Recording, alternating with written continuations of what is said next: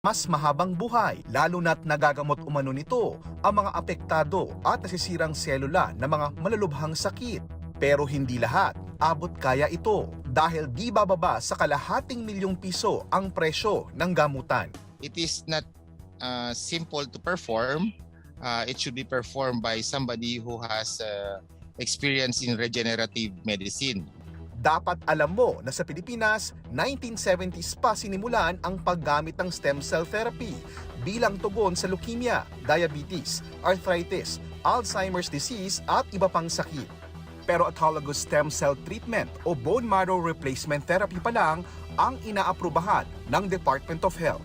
Ang ilang Pinoy nakahanap ng alternatibo sa ibang bansa, ang deer stem cell.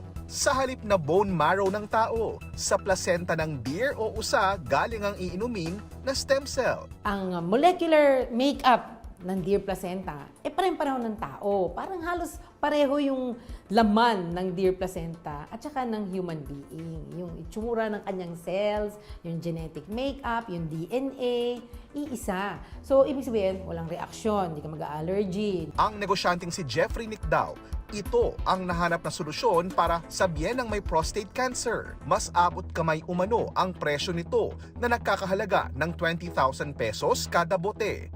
Laking mura raw nito kumpara sa milyong halaga ng stem cell therapy.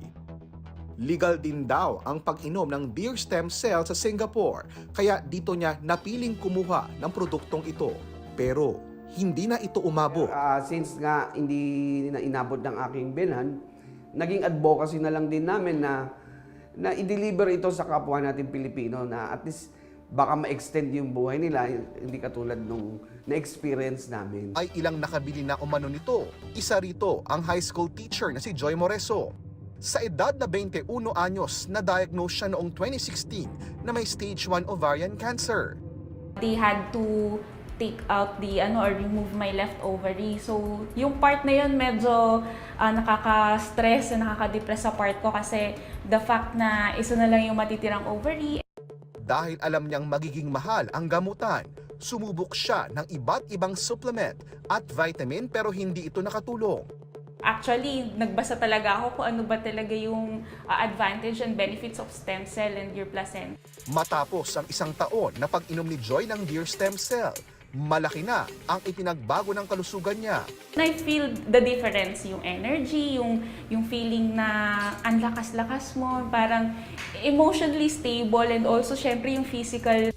Mahalagang pag-aralan ng mabuti ang anumang prosesong gagawin, lalo pat buhay at kalusugan ang nakataya rito.